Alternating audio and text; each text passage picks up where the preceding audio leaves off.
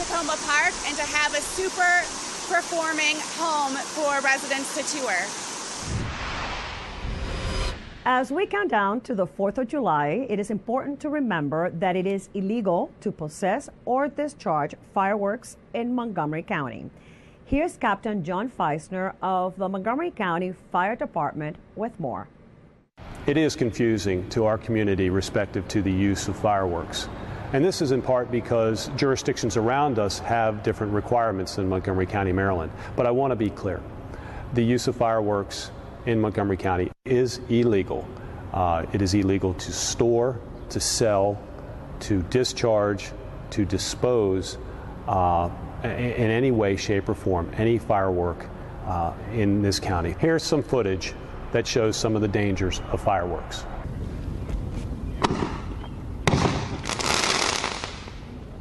But again, for the viewer, we want to make sure that everyone knows that all fireworks in Montgomery County are illegal. Every July 4th, the county sponsors a variety of fireworks displays throughout the county.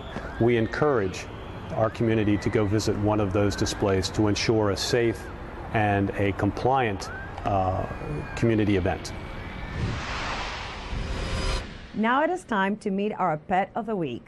Catherine Zenzano joins us from the Montgomery County Animal Services and Adoption Center with more. Catherine? Hi, I'm Catherine Zenzano. I'm the Community Outreach Coordinator here at the Montgomery County Animal Services and Adoption Center. I'm here with Mrs. Elmo. She's a 3-year-old terrier mix and she's available for adoption. She's a wonderful dog and she's just as goofy as can be, but also just loves to be near you and snuggle. So she'd be a great dog for a family that loves to go out and do fun things, but then also just be at home and hang out with their dog too. So we're hoping that somebody will come by and visit her and take her home with them. You can visit Mrs. Elmo and other available animals at www.montgomerycountymd.gov/ASD.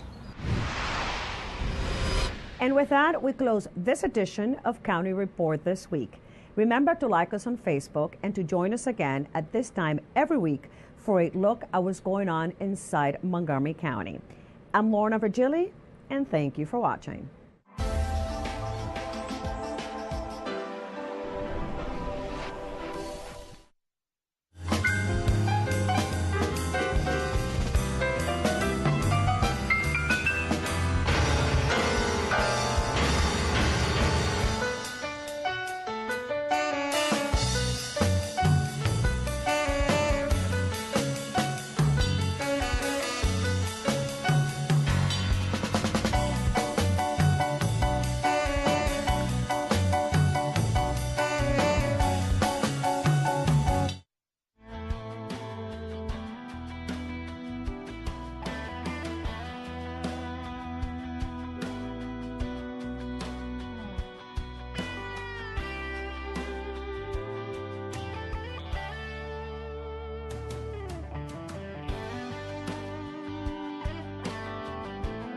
Park City Council. Will the clerk please call the roll? Mayor Stewart. Here. Councilmember Kovar. Here. Councilmember Mayo.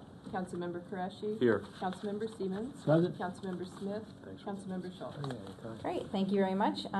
For tonight's agenda, we do not have any changes.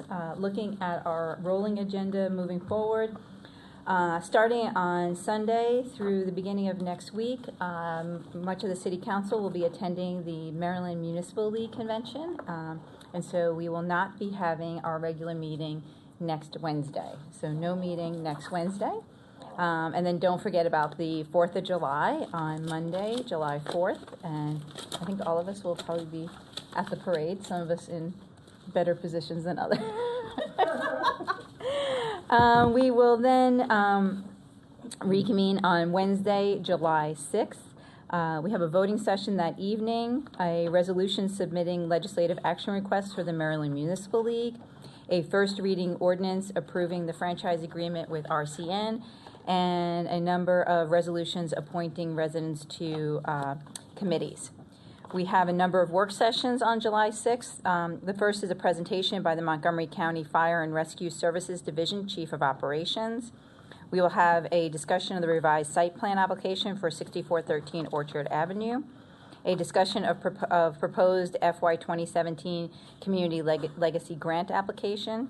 We will have a status update from the city manager on a number of projects, including the Purple Line, New Hampshire Avenue Rec Center, the Bus Rapid Transit, and a number of other things. And then we will also have a discussion of a request to expand permit parking zone 6 to include the 1100 block of Kinwood Drive. Continuing then to Wednesday, July 13th, there will be a public hearing on the permit parking zone 6 to include the 1100 block of Kinwood Drive. Our voting session that evening, we have a first reading ordinance amending the code regarding the restricting the use of plastic single-use carry-out bags.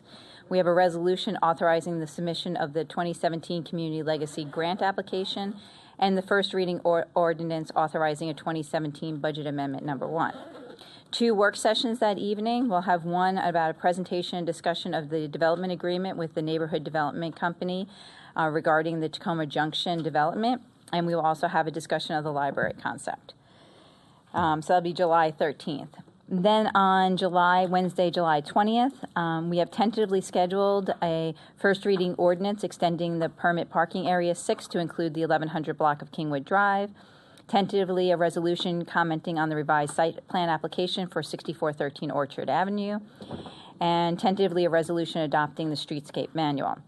We will have that evening a second reading ordinance approving the franchise agreement with RCN and a resolution authorizing an agreement with Montgomery County concerning the RCN franchise. Our work sessions on Wednesday, July 20th will be a discussion of priorities for the Housing Reserve Fund. Tentatively, we'll have a discussion of alternatives for the election synchronization and related draft charter and code amendments. And tentatively scheduled is a work session to review options for LED conversion of streetlights in Tacoma Park. And then on Wednesday, July 27th, we have a number of voting items. We will vote on a resolution authorizing the execution of a development agreement with NDC for the redevelopment of Tacoma Junction. We have a resolution establishing the Community Consultation Process Advisory Committee for the Tacoma Junction redevelopment and appointing members to that committee.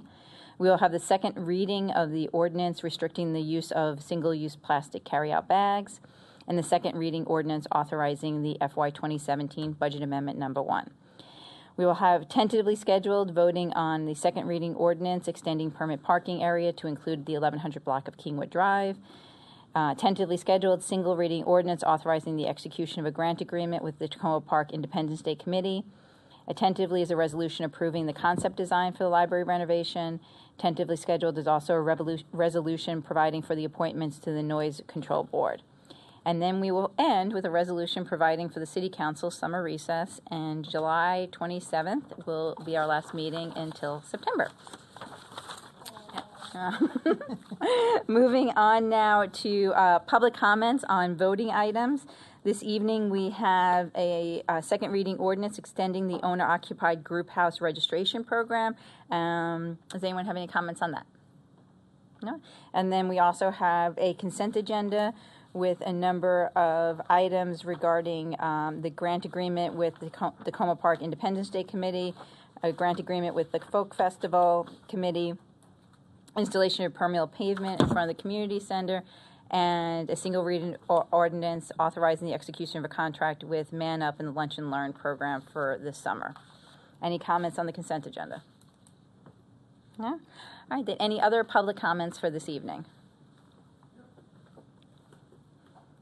Ms. Machui, do you want to come up and? Morning, afternoon.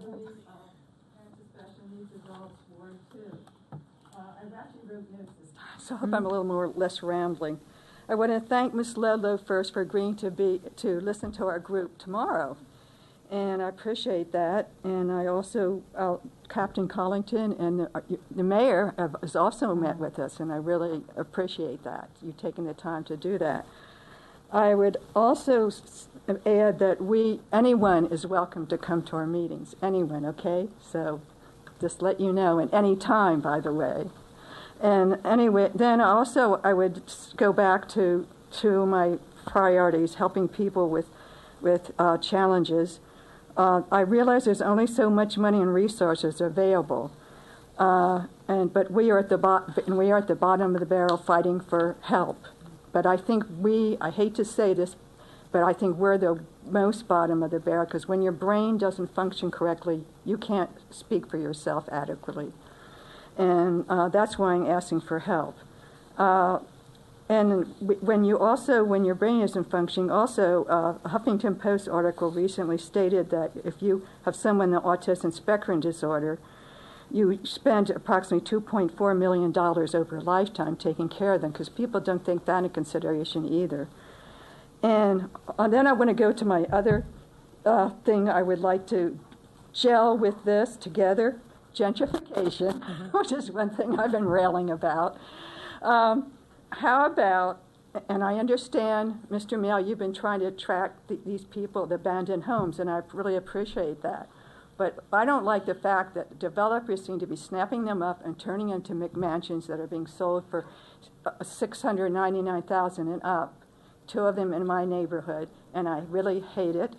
And my suggestion, some of the people, why don't you get some low-income people that live in these apartments here, that can, and try to, you work with Montgomery County, try to sell these houses to these people at low-cost loans, especially, and matter of fact, I know this one woman right now who's very needy, her daughter, her extremely special needs daughter, she can't even afford a wheelchair for, is in the apartments, living in apartments. She could really need our help right now. I would love for her to have one of these houses. And I hate it when I go by and they're just abandoned. Thank you very much. Thank you. Okay. Mr. Lovelace? Mm-hmm. Yes, my name's Pat Lovelace, your official Beast Elliott. I live at 7620 Maple Avenue, the Franklin Apartments in Tacoma Park. I want to ask you people out there, in the aftermath of the shooting, has people out there thought about what we could do to stop gun violence? Can we do something as a city to oppose gun violence? We had a vigil the other night, on Thursday night last week, and it was beautiful. I got down there. My friend Joel got me down there. And we narrowly missed that thunderstorm coming back. But I wanted to tell you, I thank the city of Tacoma Park for doing that, and the organizers for doing that, because it helped me deal with this issue a lot easier. But there's going to be more events coming up as time goes on. Down in Washington, D.C. on August 13th, we're having a big march with the LGBT community on the gun violence, because there was a lot of our people that got killed during that massacre in Florida. And I'd like to ask the people out there, can you please spread the word that we need people out there? Yes, we need people out there. And also on the plastic bags, I want you people out there to think about, we are a city trying to do away with fossil fuels. But you know, the oil industry relies on those plastic bags too. Think about every single second a bag is leaving them stores. And how many stores in the country are using that? That's thousands of bags a minute or a second being used.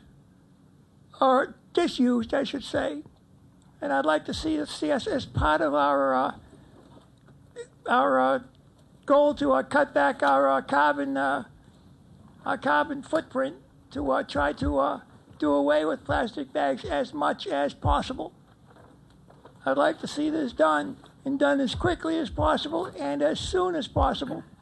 Because without that, I mean, we're still going to be digging oil, we're still going to be fracking, we're still going to be doing this to get our crazy hands on that black grease, that is nothing but a product of death anyway. It's the death of dinosaurs, it's the death of plants, it's the death of other animals. Bacterial action and death.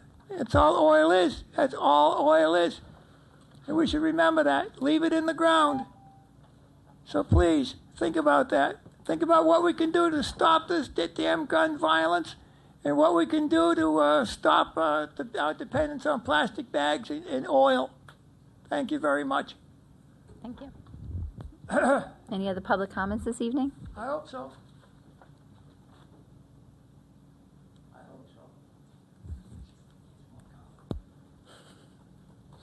Good evening, folks. Paul Hubner, Ward 3. I want to ask again, and request of any resident who's ever stood up here and asked a question or made a comment to encourage their council member to have a public reply to public comments. I've heard from a couple of different council members how difficult it is to get residents to come to the meeting because they're all busy. You know, they have jobs, they have families, they have homes, they have to work to pay the taxes, etc.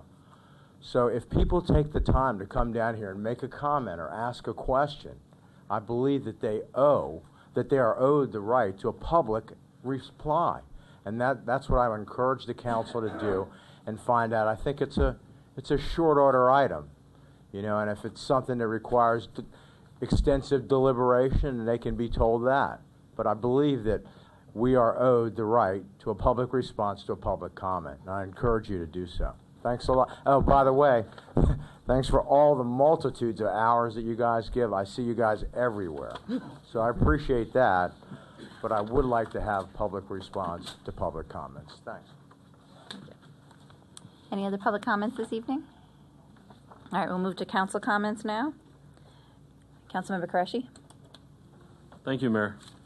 I just want to piggyback on Mr. Lovelace's comments about the vigil last week. It was a really beautiful event. I want to thank the folks in the community who put it together, whose names I'm forgetting, and I'm sure the mayor remembers their names. But it was a great moment of the community coming together and sort of celebrating life rather than acknowledging forces that are trying to pull us apart as a community and a country. I want to give a shout out to the mayor, the city staff who put together an awesome youth success community conversation this past weekend. It was really like, it was just a kumbaya, good feel moment when 3 young females were basically sort of running the show and being a great example for providing us as a city and a council some input on how we can improve our efforts in addressing the needs of the young people in our community. So I want to commend everybody who was involved in that. And it's interesting, one of the young ladies, Fatumata, the following day, my daughter and I went to the movies together for the first time, and she's the one who sold us our popcorn, so it was kind of cool to see her there. One moment that I had on that night, Paul Hubner, and I think Councilmember Siemens also had a conversation with you about this, something that you raised, which I think Councilmember Siemens called low-hanging fruit, which is this idea of creating a youth page within our City of Tacoma Park website, which I think is an excellent idea. So Paul deserves all the credit. And then the final thing that I just wanted to raise, I thought about you, Ms. Machui, on Saturday as I was walking by a table from a woman from Montgomery Parks, and the efforts that they are engaged in addressing and creating activities at the county level for people with developmental disabilities and the like. And I had a conversation with her about you and how you, as a true mom who really loves her kid, is here every single night advocating for that very important issue. And Ms. Hoffman, is it? On our city recreation committee, and I had a conversation about how we can find a way to partner with Montgomery Parks and provide the limited facilities we have here to host some of their programs, and she was very excited at the prospect. So I just want you to know that your daily, weekly comments don't fall on deaf ears. We really truly believe in, and I'd like to come to your meeting as well. So that's all I have. Thank you very much. Councilmember Kovar. Thank you. On this past Monday, I had a chance to participate in an event at the library. I think maybe, Mayor, you came later. This was the LGBTQ picture book Read Out, and I had an opportunity to read basically a kid's picture book to a small assemblage of parents and kids there, and they were all focused on LGBTQ issues. So it was a nice sort of follow-on to the vigil that was just discussed earlier. And I think it was also, I had to scurry out of there before the mayor got there, I think it was also a great example of the kind of really unique programming that our library does. And so I know the mayor mentioned the library is coming up for consideration a bit later, and I think this is another example of how great it is to have our own special library. A couple other things. On the Tacoma Junction, and this is just about the committee, so no one up here should worry about anything else. But in the Community Consultation Process Advisory Committee, I just noticed, and I shared this with the mayor earlier, on the website where it talks about the criteria and the things that the council would do, one of them is listed as clarify with NDC, which is the developer, the aspects of the project's program and design for which community input is important for the project outcome. And I heard from a few residents who were concerned that it shouldn't just be a question of the committee clarifying with NDC what the key points should be for community input, but certainly the council or city staff should be involved in that too. And I don't think that was an intentional thing to cut us out in any way, but I think it would be good to clarify that in some way before we do the appointments. Two other quick things. The utility issue, and I know we'll be talking about that a bit more when we talk about the MML priorities, and I mentioned it several times because of the things that have taken place recently on Philadelphia Avenue. One of the residents in Ward 1 just mentioned to me earlier today that Northern Pipeline, which is a gas company, knocked on their door. They're replacing pipes. They're apparently painting the street yellow to mark those, which I'm not sure if that's in line with what we talked about on the streetscape. And so maybe someone could look into it and just see what they're doing. But this just gets to the larger question, because I noticed, again, Philadelphia Avenue was disrupted for a while. And somehow we need to get to the point where when there is going to be work done in the city, there should be enough of a lead notice. Even if someone knew 6 weeks ago that it was going to happen, the day before it starts, there ought to be some way just so we can inform people. And then the last thing is, and this relates to what Mr. Lovelace mentioned, I was thinking that it might make sense, and it doesn't have to be done immediately, but for the council to send a letter, we can figure out which elected officials it would be, but at the federal level, perhaps in the House, since they haven't yet scheduled a vote, maybe they will, U.S. House and also the state legislature here in Maryland, to urge them to take action on gun legislation. And the second thing, and this is something that I've communicated with the city manager about, I think we should, but we can talk about it maybe by email. Mark Elrich has his bill on tenant rights that's going to be the subject of a work session early next week, and I think it would be nice for us to send a letter. We need to make sure there's nothing in it that conflicts with our own laws, and so the staff's looking at that. Thank you.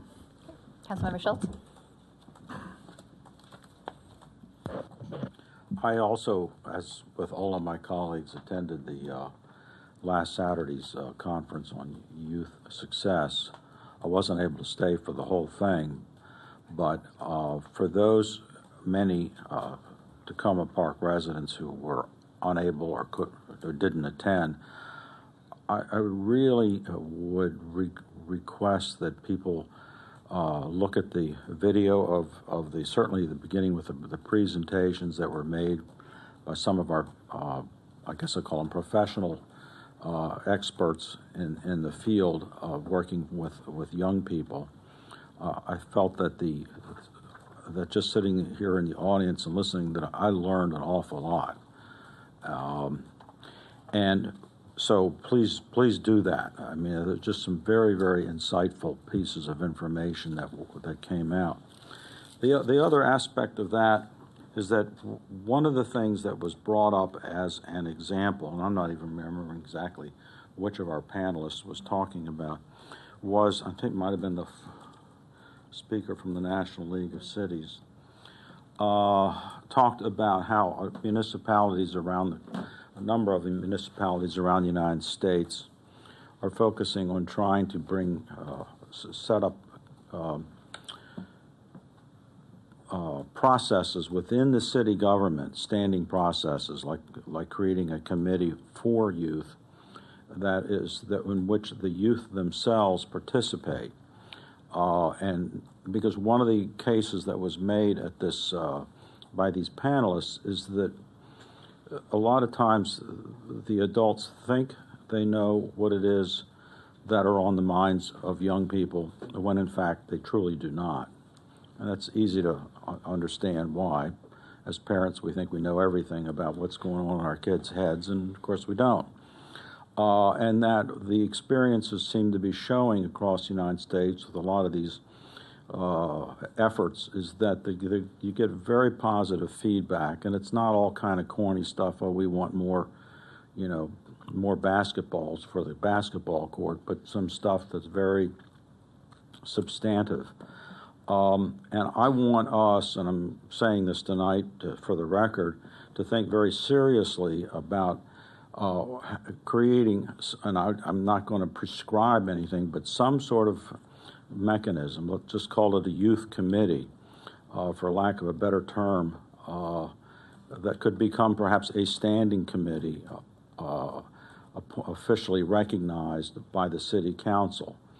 And I understand in talking with Mayor Stewart that there's a number of formulas or models that are being used and tried out and effective in the United States, and I'm certainly open to those. And one of those models is make it sort of rather than being appointed by the city council, that the young people identify themselves as to who would be interested in assisting the city council in its work, or other aspects are bringing to light issues that are concerns and ideas that are on the minds of young people.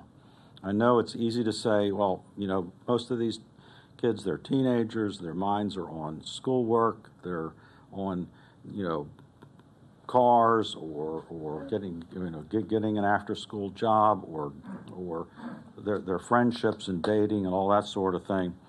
But I'm not persuaded by that. I think a number of these young people actually have a much larger horizon than that, and I think we would do well to look into that. And I advocated this idea a year or so ago when we first talked about and approved the idea of reducing the voting age from 18 to 16 in this city. But one of the reasons that I voted against that proposition was that I felt that it did not go far enough. I think it's great we can all feel real proud that we lowered the voting age and we did something really innovative that hasn't been done hardly at all in the United States. But I think we need, if we're going to make that to be a really effective mechanism that actually works, rather than just a symbolic thing, I think we need to be looking at some of these ideas that we heard about at this youth success, these panels that we listened to Saturday, and I will work to see if we can't bring something like that about. Thank you. Thank you very much. Councilmember Smith? Thank you. I would like to say that the mayor and I attended the final event for parents and the youth that participated in the 21st Century grant program called ACE Academy. The event was here at the community center. There were a couple hundred kids and parents. I think it was I think all the kids enjoyed the event. There was a lot going on. But I would like to take a moment to thank Len Sobolov, Kathy Stroop, and April Kaplan, the Executive Director of the Montgomery County Collaboration Council, for all their hard work putting on this after-school program at Essex House and Park Montgomery. I think everybody thought it went very well, and I look forward to them continuing it next year. This past week I had the opportunity, and this is the first time I've done this, I went to the National Lobbying Day sponsored by the National League of Cities. The issues that we discussed with members of Congress and some of their staff were closing the online sales tax, maintaining tax-exempt status for municipal bonds, and making sure Congress provides the resources for the opioid epidemic. Had the opportunity to talk to actually Congressman Van Hollen and Senator Cardin. We talked to a number of other members from Steny Hoyer staff, Congresswoman Coleman, her staff member, chief of staff, didn't attend the meeting, which I wish he had, because I understand that Congresswoman Coleman is close to my brother-in-law, who's a recently elected council member in Lawrence, New Jersey. We also spoke to the staff of Congressman Payne and Senator Mikulski's staff. It was a great event. Mayor of College Park, Patrick Wojahn, also attended the meetings with me. I hope we got through to some of the members and let them know that the issues that the National League of Cities had brought forward are very important to municipalities, and they should continue to support them. And then recently, I believe it was Monday, I attended an event hosted by the Urban Land Institute. It was called Urban Plan for Public Officials. And I sent a little note to the city manager asking her if we can have the exercise here in Tacoma Park for members of the council and senior city staff. It was a real-world development experience. The case study was out of Yorktown.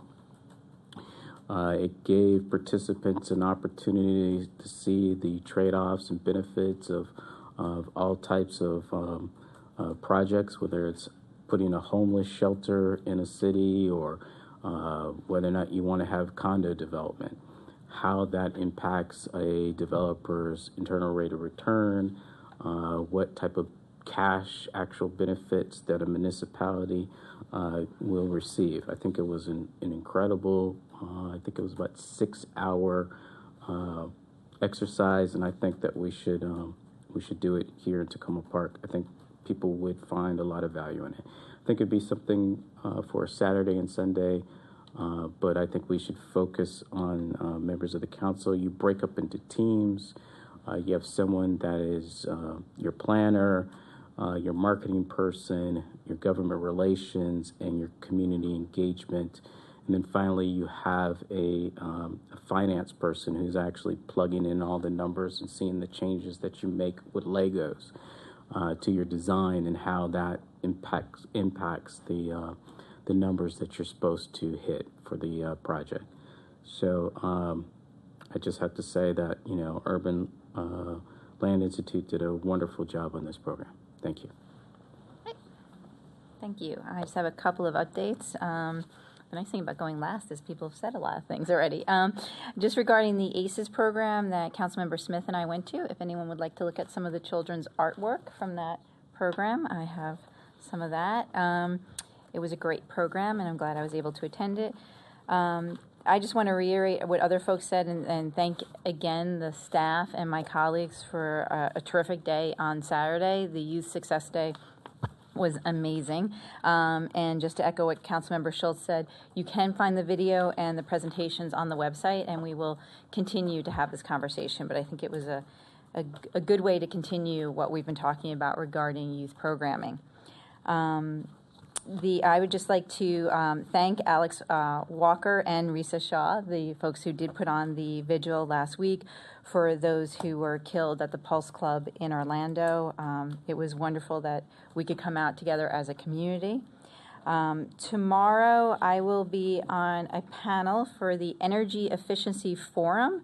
I'm on the mayor's panel, which will be moderated by the executive director of the Georgetown Energy Prize that we are still in the running for. The other mayors will be the mayor of Palo Alto, the mayor of Binghamton, New York, and the former mayor of Seattle. And myself will be on a panel talking about energy efficiency tomorrow afternoon at the National Press Club. And a couple of other updates. Yesterday afternoon, during the first round of horrific thunderstorms we had, the city manager and I met with County Council member Tom Hucker just to update him on a number of projects that are going on in Tacoma Park, to invite him, as Councilmember Mayle has suggested, to attend one of our city council meetings, and we're looking into dates on that. And Ms. Faturi, you'll also know that we did bring up the parents that you represent every week here and talk to him about those programs as well. So I think between us and Councilmember Qureshi, hopefully we'll be seeing some movement soon in that. Finally, I wanted to reiterate an update on the what we're doing regarding the WSSC project on Little Eastern. Myself and Councilmember Qureshi and the city manager will be meeting with the general manager of WSSC on July 6th to talk to her about these issues and other issues we've been having with WSSC in the community. As I've stated in the past, we've been working with Senator Raskin's office with this and County Council Member Hans Remer's office. The senator and the county council member will be meeting with residents of Westmoreland on June 28th in the afternoon. If anyone needs any other information regarding that meeting, you can contact me or Tommy in County Council Member Hans Remer's office. That's it for me. City Manager? Thank you. Quick note, you may have seen around we have 4 new 21-speed bicycles for city staff to be able to ride to some of our to do some of our field work or between buildings, as opposed to take a city fleet car or whatever. So far I haven't gotten on them. I have to admit, I have to get there. But I've seen staff use them, and it's a nice contribution. It's part of all of our different sustainability efforts that we're doing. Last week, Emergency Manager Ron Hardy and I were informed that there was an area around Piney Branch and Flower Avenue that was going to be the focus of outreach related to Zika virus. Apparently something triggered a close review of that area. So Ron Hardy accompanied staff from Montgomery County Health Department and the Department of the Environment in going door to door in the area. The outreach was well received. We weren't sure if people would be scared that somebody shows up at the door or whatever. It was actually very well received. They did things like sometimes they saw water on tarps that needed to be cleaned, dropped off. There was a stanchion for a basketball hoop that had the water in the base that wasn't able to get all the water out, and they treated that so that it wouldn't harbor mosquitoes. They passed out information. And I was glad to see that planning that had been done several months ago for this actually worked well for this effort. There doesn't seem to be a continuing concern in that area, but everything will be monitored. And it was a reminder to all of us to, throughout the summer, keep dumping out the water under the flower pots or where the gutters might be a problem, or upside down trash can lids or whatever. We do need to keep the mosquitoes away. An update on the Carroll Avenue Bridge. We're not exactly sure when the Carroll Avenue Bridge will be closed for renovation work, but we do know that the pedestrian bridge is open, and we've been informed that the traffic signals that were set up for the detour routes will begin blinking on July 7th, and then activated to operate on July 18th. So my assumption is that the bridge would be closed relatively soon after that point. I wanted to mention that last week was a really busy week, and one of the 4 or 5 meetings that I went to in the evening was with the city's Nuclear Free Committee. They have had questions, just as the Committee on the Environment has had questions about were there better ways for the city to handle its banking and investment practices to try to meet the goals of each of those groups. And so they were asking me some questions, which I tried to answer. There's a number of limits about what can be done. It depends kind of on the type of the account, what the legal parameters are of the various accounts or operations.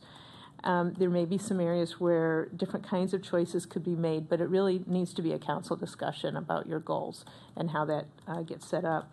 And so it's likely that the Nuclear Free Committee may talk to the Committee on the Environment and see if they can coordinate on some recommendations for the council, and that might come back in the fall. So I just wanted to let you know that we've tried to be helpful to the groups as they've asked for information. The issues are incredibly complex, both from kind of goals, even deciding which goals are important, to just the practical realities of check processing or all the other various things that happen. I wanted to follow up from last council meeting. We did get the pothole filled again that was in the beginning of the parking lot, and we'll have to keep on top of that. The pothole that Councilmember Mail reported on Ethan Allen and Sycamore has not been completely repaired. It keeps getting patched. The sidewalk would get worked on periodically. Apparently, the original cause was some private plumbing work that took place and did some damage, and WSSC does not want to permanently fix the problem, fix the patch, fix the asphalt in the sidewalk until they're certain that the plumbing problem got addressed. And so we were staying on them to keep it monitored so that it does get addressed as soon as it can be done. Also, I wanted to follow up. Councilmember Mail asked about the flags for the Independence Day parade. We will be putting them up a little bit earlier than we did last year, and we'll be coming back at some point for the council to talk about how we do that in future years. So we probably a week earlier than we did before, so pretty soon. I was not able to come to the Youth Success Community Conversation. My husband had other plans for me as a birthday present, so I was away. But the work that was done for that was a lot of work, and I really appreciate. And I wanted to call out Jason Damweber, the Deputy City Manager, for a lot of coordination work that was done, and I appreciate it very much. And of course, it's always wonderful when we work with the young people and they just take the leadership roles that they stepped up for on that day. And the other thing is, just wanted to note on my schedule, I'll also be going to the Maryland Municipal League Conference. But just a heads up that if a young Dan Weber shows up, Jason may not be holding down the fort the whole time. So we're waiting to see what the dates are for a new child. So that's it. Thank you. Can I ask a question? Yeah, go ahead. Has there been any update on the Park Valley Bridge? It was No, I haven't heard anything recently about that. Okay. Let me check. Councilmember Crush. Thank you. Madam City Manager, you had mentioned the issue in your report about Zika. I had communicated earlier in the week with Mr. Damweber about a constituent who wanted to be directed to some information, and luckily Mr. Damweber was able to provide me that information. But one thing that I've personally noticed, because I go to the park quite often near where Councilmember or Mayor Stewart and I live, Spring Park on Poplar and Elm has a lot of standing water. People have actually noticed larvae or mosquito eggs. So if you can have somebody look into that, that would be just really helpful for folks as well. Thanks. Okay. Councilmember Mel?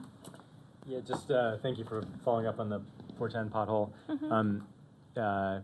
Yesterday, someone completely replaced the sidewalk, so the sidewalk is in great shape now, but the leak's still happening.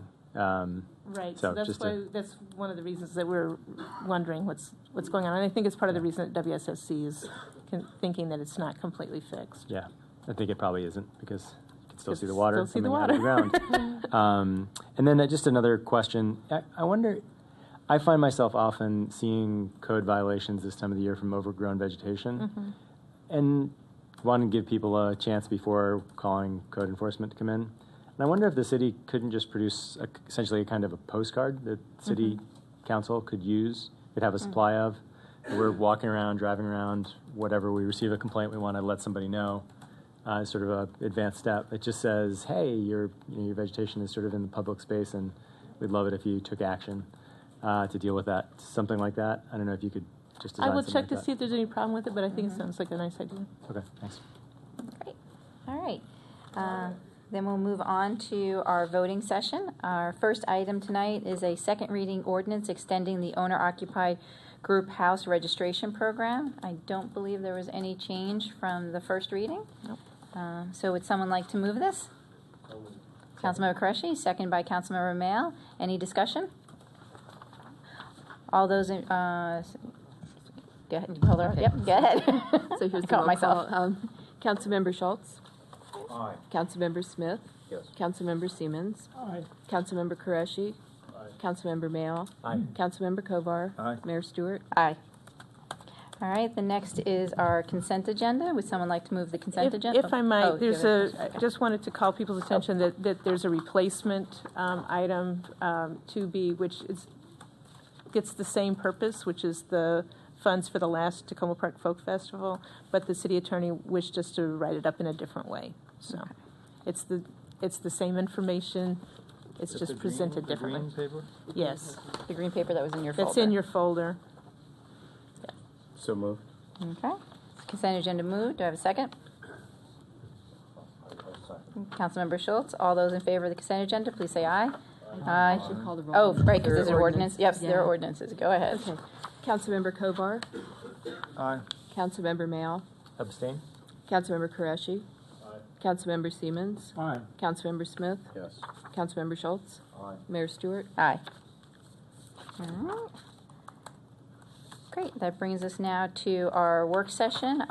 It's the discussion of the legislative action request for submission to the Maryland Municipal League. I'll turn it over to the city clerk, or You want to? By July 12th, the City Council needs to submit up to 3 legislative action requests to MML for consideration by the Legislative Committee. And Council has talked about a number of things, many of which came up in the past. The legislation to hold utilities accountable for some of the work they do, work to ensure that our residents are no longer harmed by tax duplication, pursuing the creation of an innovation fund from which municipalities could receive state grant funding to undertake efforts in support of state priorities, collection of video from police body-worn cameras, and request an evaluation of the collection and distribution of business personal property tax by the state of Maryland. So those are the things that have come up to date, and so if you'd like to discuss them, bring up any additional ones. And we have a resolution scheduled for July 6th, I yes. think. So I think tonight we'll probably take a hand vote on what to include in that resolution after we're just done discussing. All right. Would anyone like to kick us off? I could say a few words about the last item. I actually, there was a conference call today with people from Montgomery County Finance Department and the county attorney overseeing it related to the personal property tax and some of the collection problems that we have identified. Similarly to the problems with the income tax collection and distribution, there's a lot of reliance on self-reporting without any checks, and if you say the business is in Tacoma Park, they just assume it's Tacoma Park, and they don't necessarily check to see. So we have some businesses from outside the city that have a Tacoma Park address sending us money, and we have other businesses that are going elsewhere because it's not identified as Tacoma Park. And then there's many, many businesses that are not filing. They don't know that they're supposed to file this information, and there's no checking up on it. We learned that the State Department of Assessment and Taxation have very few staff assigned to this. We certainly have learned that the forms that are to be filled out are confusing and lead to, I think, very inconsistent information presented that, it's not to be deceptive by somebody, but just different people read it differently, and it's not clear, and they fill it out differently. So very similar businesses may pay very different levels of personal property tax or inventory tax if it's covered by the jurisdiction. In the discussion, there was a strong recommendation that we work with the Montgomery County Governmental Affairs staff, Melanie Wenger, to come up with some joint language for the state legislature to look into this more. So if this goes forward as an MML LAR, it could be cited as something that we may want to do along with MACO as something that would benefit many jurisdictions. So I just wanted to mention that nobody thinks it's a perfect system, that there probably are a number of areas that could be improved. The other thing I'll just mention in looking at at all of the information related to personal property tax, inventory tax, this is an area where rather than inventory tax, I would love to have a municipality have a sales tax provision. It's very nice if you have inventory, you can show off what you've got, and it may be advantageous, as was mentioned at one of the hearings here, to have a wide variety of things, even though you don't have a great deal of sales. So to me, it might be more fair to have it a sales tax, and I think that that's something that, as the Maryland Municipal League looks for other resource revenue generating mechanisms, that sales tax might be something that we want to consider. So. Thank you. Councilmember Smith. Thank you, Mayor. First, I'm going to go over the things that I think that the League would consider, members of the Legislative Committee. Tax duplication, I mean, last time we tried to make this an issue for League members, it came down to, I think, one vote. It is an important issue, but there are just a number of municipalities in the state of Maryland that just don't want to weigh in on this. And I don't think there's any other way for Montgomery County municipalities to resolve tax duplication without the state weighing in. So I would like to see that as a priority. I would take off my suggestion of video from police worn body cameras. That's going to be an issue for the General Assembly on this coming session, so I don't think it's something that we need to recommend. But I would like to piggyback on what the city manager said about this issue regarding distribution of business personal property tax. This is a perfect type of issue for the Maryland Municipal League. And it would cover all municipalities. Doesn't matter if they're conservative or progressive. This would be something that everyone would say is important to them. And it might be, we might have the chance to tie it with sales tax, because we're going to open up this other issue. And, you know, the state likes to resolve these problems by sometimes giving municipalities something rather than going and opening up a can of worms and having to do all these audits and finding out that they owe millions and millions of dollars. So I would say that the city manager's suggestion is something that we should put on the list. Thank you. Councilmember Kolar. Thank you. Yeah, I had originally hoped on the last one that Councilmember Smith mentioned that we'd somehow be able to just kind of figure it out here in the city, but it doesn't seem like that's the case. And so, given that, I think I agree with Councilmember Smith that it's something that just about everybody in the state, every municipality in the state would be interested in. I guess it's a little bit of a risk in the sense that we could end up getting less money, but there's no way to know, right? Yeah. I just can't imagine we'd get less money. Right. So I agree with that one. I think on the first one, which I was just talking about earlier, about the legislation to hold utilities accountable, I think that should definitely be in there. I think I would recommend adjusting it a little bit, because it isn't just utilities with SHA, it's sometimes utilities with each other, for example, when WSSE and PEVCO are doing it. And I'm not sure just removal of old wires is kind of the thing to lead with. Removal of debris and wires and cleaning up, all of that is part of it. But to me, the sort of coordination is the key part, and then the removal of that would go along with that. Councilman Kovar, if I could just clarify, yeah, sure. I think the city clerk had circulated earlier in the week. That's not included in our packet the way we worded it last year, which is exactly which had a lot of that. That's fine. So that's fine. I just for everyone too, I think what is being proposed here is the broader language from last year, and this is just what we got in the budget as the budget language this year. With that report or whatever. Yeah. Okay, that's fine. And I mean, I think we have to continue to fight on tax duplication. The other, so I would pick 1, 2, and 5. I think the other 2 are meritorious, but just don't rank as high as numbers 1, 2, and 5 to me. Great. Councilmember Mayo. Thank you. Some questions and comments and some other ideas. In terms of working with MACO on the personal property tax, inventory tax piece. There are also, at least in Montgomery County, I'm not sure about other counties, but there are special zones where fees are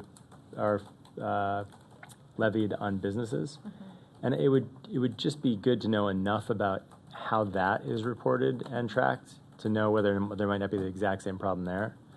It seems like there'd be the same problem because you have the same idea whether you've got this arbitrary dotted line, somewhat arbitrary dotted line on a map, and in theory you get new businesses setting up in there all the time.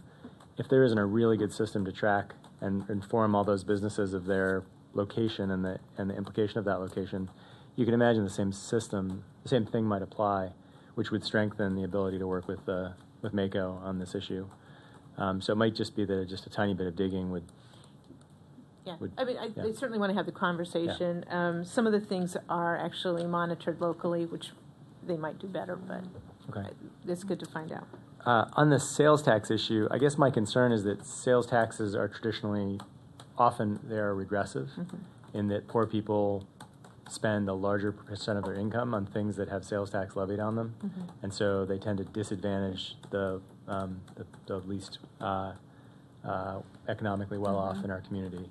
I just looked quickly. I don't believe Maryland has anything in place that would, for example, exclude food sales, basic food items or things or purchases that are the kind of purchases that lower income people would have. So I would really hesitate to put anything on sales tax on our list until we were certain that that wasn't going to be the outcome. And then the last, I want to make a pitch for the Innovation Fund.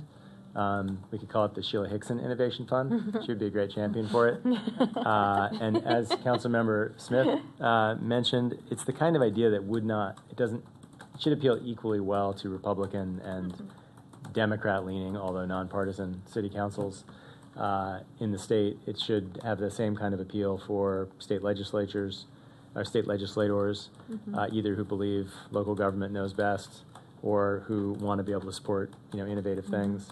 And there's 100 different ways that the state could take it in terms of what kind of innovation they want to encourage.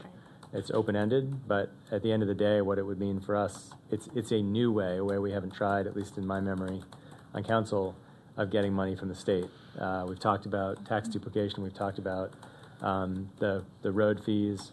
We've talked about half a dozen other ideas, which are long-fought, well-fought in many cases battles. This might be a new way to put together something that would be appealing to the governor, that would allow us to get access to new capital. Councilmember Schultz?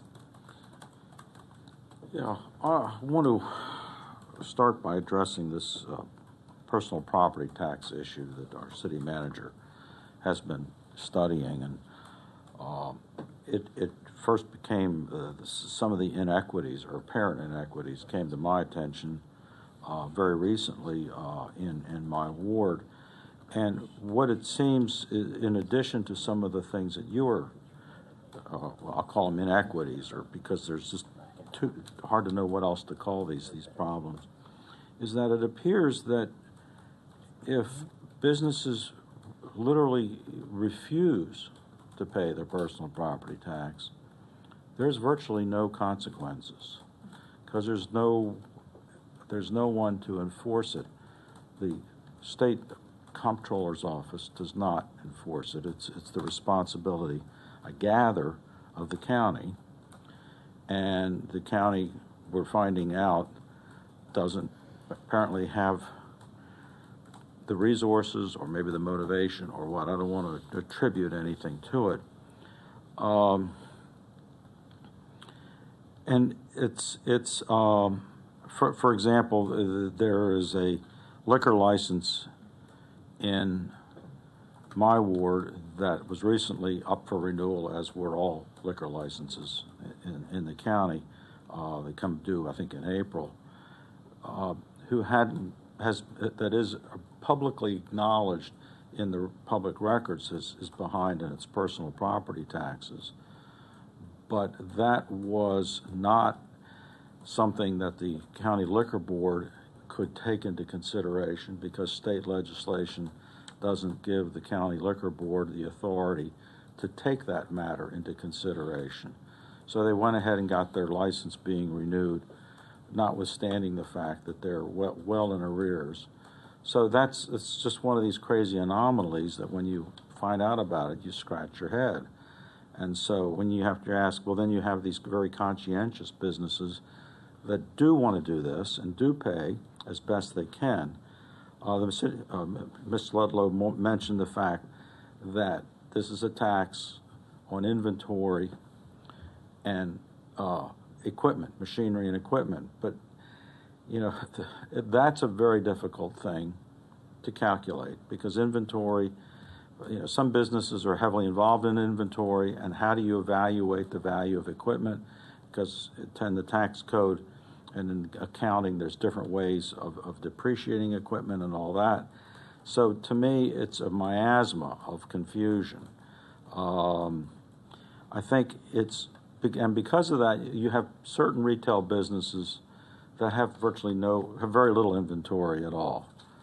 Say like a restaurant, because their inventory just turns over every day practically, except maybe for some stuff in the freezer or behind the bar if they sell beer and wine, things like that. Whereas other retail businesses are very heavily reliant on having to have a very substantial inventory simply by the nature of the business so that they can satisfy customers. And then some businesses just, so in other words, some businesses are subject to these taxes in a very large way, and others not at all.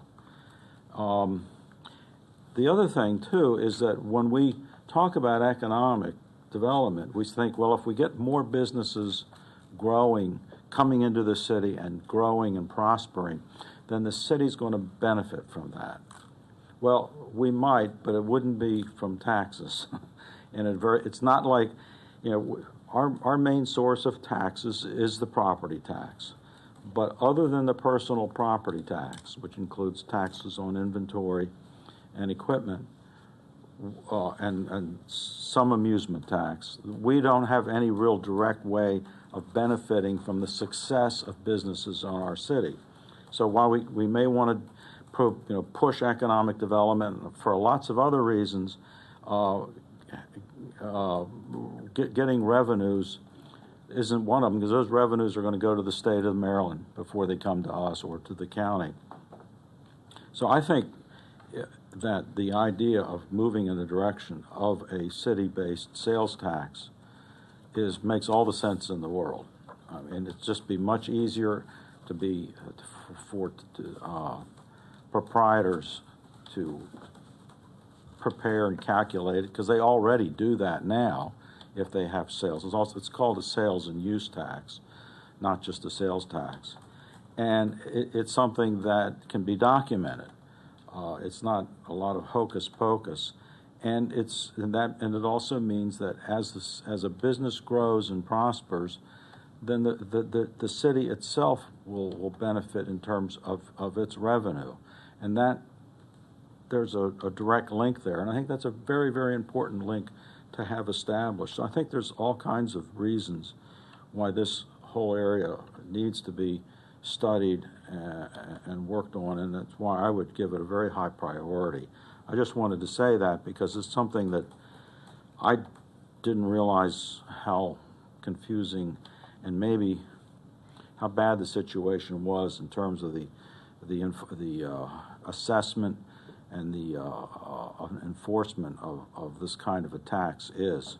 So there appears to be a bit of inequity in the whole process, which is never a good thing when you're talking about taxes. Nobody gets. I mean, people are willing to pay taxes as long as they feel like it's being administered fairly. But when they find out that it's not, then you've got people being really, really upset. And I also like I do think we need to pursue the tax duplication thing, and I'm open, very much open, on a third one that I would support. I'm willing to listen to the cases on that. Councilmember Siemens. Thank you, Mayor. I just go down the list real quick here. I think the one regarding the utilities is obvious. I think it's something that's long overdue, and we should support that and strongly support it. The tax duplication effort is something that's been going on for many years. That's something that is going to be on the MML list, whether we vote for it or not. So I would reserve our 3 votes for something other than that. We're going to support any work that's done on that without a doubt. But I would not use one of my votes for that this evening. The Innovation Fund, I think, is a great idea. I appreciate Councilmember Mayles bringing that to us, and I support that. And I also appreciate Councilmember Smith's withdrawal of the other one. And so that leaves my 3rd vote with the business personal property tax, and I think the city manager has made a compelling argument there, so I support that. Thank you. Just to say a couple of things, I think on the first item on the utilities, I just wanted to update folks that when I went to the Maryland Municipal League Mayors Conference in February and talked to folks about this issue, there was a great deal of support from mayors both in Montgomery County and Prince George's County for moving forward with this. And then when we did work to get the budget language in order to ensure that the language got in, I spent a good deal of time reconnecting with a number of the mayors, particularly in Prince George's County, because their delegation were on the appropriate committees. And again, they reiterated their support for this. So I think there's a good deal of support on this issue, and it's not something, as we all know, that just plagues our community, but needs to be addressed right away. I think last year the Innovation Fund was one I was very interested in, but I think there were just other priorities that took precedent. So I'm glad to see it back on our list for conversation, and thank the city manager for putting the business personal property tax on the list, because I think that is something we should move forward with. So before I ask for a hand vote on these, to put in the draft resolution for July 6th. Is there any that we have not discussed that people want to bring up? Or I will move then for a hand vote. Okay. So and again, we're going to have a resolution, so people can change their mind or bring up things on July 6th, but just in terms of being able to draft the resolution, all those in favor, including the first item, which is legislation regarding the utilities, please raise your hands. 1, 2, 3, 4, 5. Okay. Please raise your hands on the tax duplication. 1, 2, 3, 4. 4 on that. The Innovation Fund. 1, 2, 3, 4 on that one, and on the personal business property tax. 1, 2. Okay, that one too. Oh, that's everybody. All right. So the last one was everyone, and the first one got 5 votes, and so we have a tie. Which one is the tie? The tie is between tax duplication and the Innovation Fund. Can we combine them?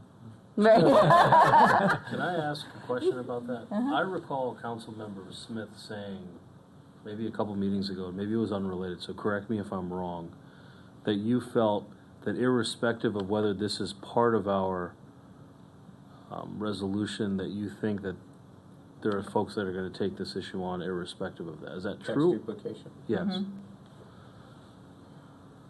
There will... HUR. HUR, yes. Right. Highway use revenue. Tax duplication for the committee is tough to make that a priority or even one of their care-abouts, because there are a number of municipalities that this is not an issue, or they have a positive relationship with their counties, so they just work it out. That has never been the case with Montgomery County. Can we just move to those counties? So that, that's the issue. I mean, people continue to talk about it. A lot of municipalities want it to happen. but it's really tough. It's really tough. One other thing I'll have to say about the legislative committee is I would say it's majority conservative. You know, once you get out of Montgomery and Prince George's, Maryland's conservative. It's purplish, you know. So it's hard to move these things when they're not important to these communities. You know. Councilman McGovern? Well, it sounds like there are sort of two categories. Things that are really important to us, which maybe we can't avoid mentioning, even if it might be hard to get support for them, but we kind of need to, or maybe some of us feel like we need to. And on the other hand, maybe you're talking about, if I understand correctly, some that maybe will happen anyway, regardless of what we say. In those situations, does it help us to have been one of the ones asking for it, or is it just kind of like, hey, it's fine, you know, we're going to do it anyway? You know what I mean? Tax duplication, Tacoma Park has always been a leader on it. Right.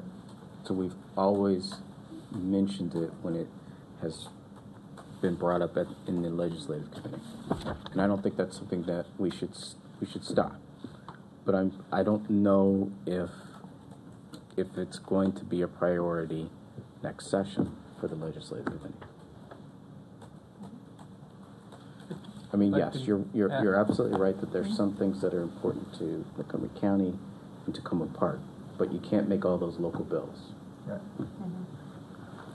If I could ask a question for either Councilmember Smith or City Manager regarding the tax duplication. Is there a proposal on the table? One of the problems we've had in the past is that different counties have different problems with tax duplication, or no problems with it.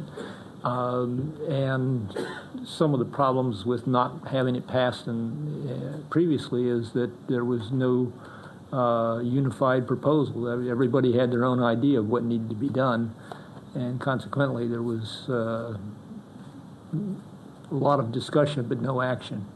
Yeah, I think that's still the case. There was a kind of a single proposal that was put forward that probably wasn't in the best interest really of Tacoma Park, but it was one that was at least being talked about. I didn't see any traction with it, so at this point I think that there isn't something that people have, you know, kind of gelled around that would be something that we could cite and put forward. So I'm not prepared to support something we don't even know what it is, and it may in fact be something that we don't want. So keep my votes the way they are. Yeah, the reason I support the tax duplication thing is that among the municipalities in the state that are affected by this, I think it's fair to say that they have tended to look to the city of Tacoma Park as one of the municipalities has got the most experience and the most expertise on the subject. So that if we're not visible on this, I think we will not only do ourselves a disservice, but the whole issue itself. I mean, when you're a leader on a topic, and then that you no longer decide you want to be the leader on the topic for some reason, it sends a message, not just to the state, but to our county executive. And I don't want us to send that message. And I even though it's always been an uphill battle, and it still remains an uphill battle for the next few years at least, I just don't think we can afford not to continue to have a dog in this fight. Yeah, I think I can argue it either way. From at a state level, we will be moving forward again with the county. Sydney Katz is going to be the lead county council member in reviewing it over the next few months. It's something that we've put in the budget to have a county lobbyist to assist us with some of that, and that may be useful. That's not at the state level, and so how you handle this is, like I said, I could argue either side of it. We're not giving up the fight, though, on tax duplication as a city staff and as a council. I think we're absolutely committed to it because we know the impact that it has on us. Councilmember Mill? Yeah, I think I voted for the duplication piece, and I would change that vote if that is helpful in resolving the tie. But so just to sort of, because I think this issue gets confusing. There's, as the city manager just spoke of, but also Councilmember Schultz spoke of, the county of focus. So nothing about us changing a position or advocating for this in MML changes our ability to be visible with the county executive. And it seems like in many ways the county level, or maybe the bi-county level, and bi-county or Montgomery County legislation is of all the difficult routes forward, those are potentially some of the best routes. And again, MML is not helpful there. The other is that, and Councilmember Smith can correct me if I'm wrong, but essentially the way we're visible on this, given that we've not gotten it out of MML committee yet, ever, never. No. So the only way we're visible on this is on our own with other cities that support this, which wouldn't change if this was on our list. And through Councilmember, previously Mayor Williams, but now Councilmember Smith's presence in the committee advocating for it in the meetings, however many meetings that the committee has to talk about this. A lot. There you go, a lot. And so while it may not be on our list of 3 things, nothing would really prevent him from talking with Mayor Newsom about it, talking with other members of the body with it. If there was a way forward, we would jump, right? We wouldn't take the fact that we've already submitted 3 ideas as a barrier to us going for it. So, I mean, it seems like we've made the case on this, and we always will be seeking a solution. Councilmember Qureshi? I just wanted to note for the record that I didn't vote for this not because I don't deem it to be a very important issue that people in our community don't care about, but I felt other resources, the amount of money we've spent towards a county lobbyist, I think was addressing this. And more specifically, when I read this agenda item, it says successful legislative action requests should have broad applicability and benefit to Maryland municipalities rather than just to Tacoma Park or Montgomery County.